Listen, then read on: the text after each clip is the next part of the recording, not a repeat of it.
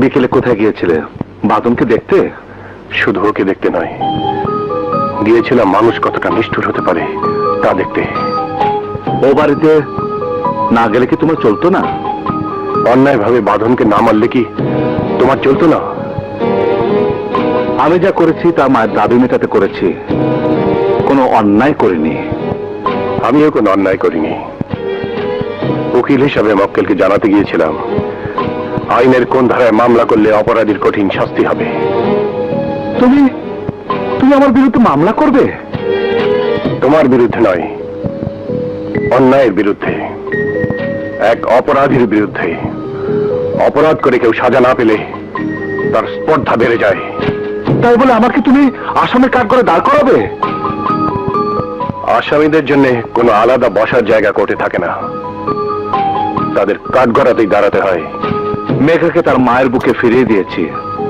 কোন মায়ের বুকে সন্তান ফিরিয়ে দেওয়া যদি অপরাধ হয়ে থাকে তবে আমি অপরাধী।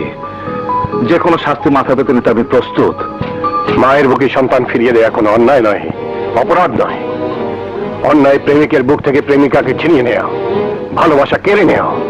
আমি মাকে কথা দিয়েছিলাম মেঘাকে তার কাছে ফিরিয়ে দেব। আমিও আজ বাঁধনের গাছ হয়ে শপথ করেছি মেঘাকে তার কাছে ফিরিয়ে দেব। ওর ভালোবাসা ওকে ফিরিয়ে দেব। আমি চাই না তুমি বাদন মেঘার ঘটনায় নিজেকে জড়াও।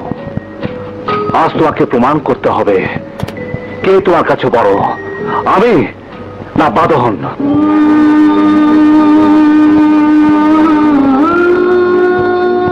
আমার মাথায় হাত রেখে তোমাকে প্রতিজ্ঞা করতে হবে আমার মুখের দিকে চেয়ে তুমি সবকিছু মেনে নেবে।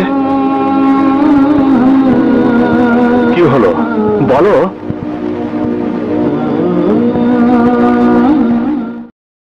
তুমি আসামে কাজ করে দাঁড় করাবে? আমার মুখের দিকে চেয়ে তুমি সবকিছু মেনে নেবে। অন্যায়ভাবে বাঁধনকে না মারলে কি Hey, box.